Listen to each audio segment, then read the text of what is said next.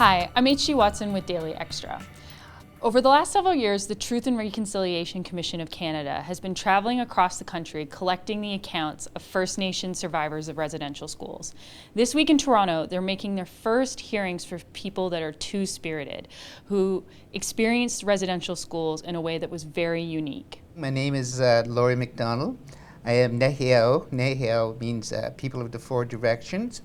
I just come in from Victoria, British Columbia, but I'm originally from the Enoch First Nation in Alberta. Right. And you're here in Toronto for the next few days to tell your story at the Truth and Reconciliation Commission.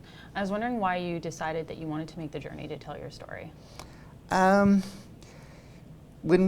actually did tell my story to the Truth and Reconciliation maybe about, I think it was about 6-7 years ago. And but in telling your story, we tell our stories as survivors. And as survivors, it's fine because, you know, we talk about what does our story consist of. Our story can consist of, yes, we were abused. Yes, we were physically abused. Yes, we were sexually abused. Yes, we were a product of neglect. But the one thing that was missing in this whole process of the settlement was that they overlooked the fact that we as two-spirited people were unique in a sense. Yes, we had the same abuse system, but when you're a two-spirited person, all too often, you know, if you come from a traditional background, and you know who you are, and when you go into these schools, you actually become somebody that's a prey. You're preyed upon, even though you're 5, 6, 7, 8 years old. For me, I come from a background where this was normal for us to be two-spirited people and to have those personalities because we walked into those two worlds.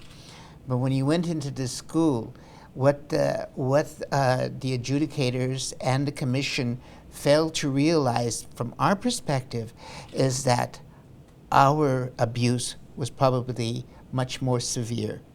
What age did you end up going to a residential school? For me, I was fortunate, and I say fortunate. I went to the Ermineskin Residential School, and I always make this, I would have been about 10 or 11. And the year I was there, I put it in my pack sack for so many years, but I brought it out when I made it in comparison. What year did John Kennedy get shot? 1962. So this would have been 1962, 63, I believe. But this is when I would relate to this being my second year in there. So I would have been about 10. Right. And how long were you in the school? I was in the school for 6 years. Right. I read in a newspaper article in the Victoria Observer, I believe it was, that you felt that you had to go underground when you were in the school. Can you tell me a little bit about that? It's exactly what I just told you. Yeah. When we say we had to go underground, is that because I come from a background, as I said, where for me, to walk in two worlds was normalized. Mm-hmm. My family, my parents, my grandmother knew who I was and what my role. It's all about a role that is given to you when you're very little. And some people and some First Nation organizations, some First Nation people say it's like they compare it to the bow in the basket, mm-hmm. Meaning that if you, when you're little, if you gravitated to the basket, that was your role, be it what it was. If you gravitated to the bow, that would depict that's what the Creator had picked for you, is to be that hunter, as opposed to being the picker. Mm-hmm. So for me, and I say I come from a traditional background, I had all those tools impacted in me, and I was taught that role.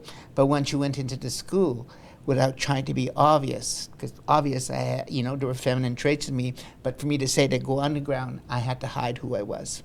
Now I understand that you're an educator and that you've been working as well with First Nations children and other two-spirited children. What role do you think that this commission is playing? Like, do you feel that it's helping to rebuild some of those connections, or what makes it important for you? Well, I'm looking at the process for the commission and the commissioners and what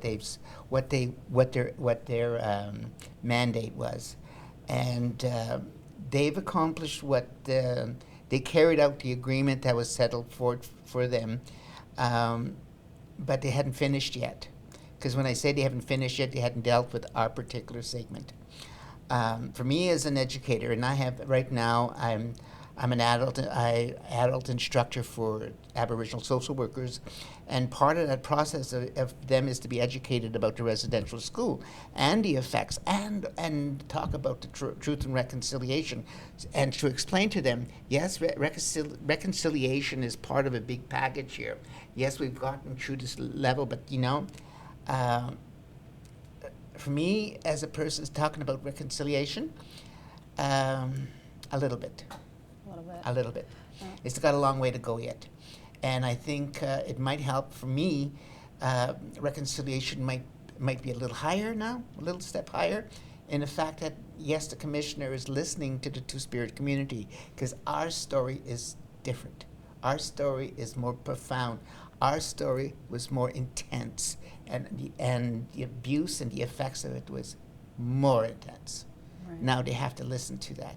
They just can't blanket us and put us in one little basket. Okay. I want to thank you so much for sharing your story with us today. All right.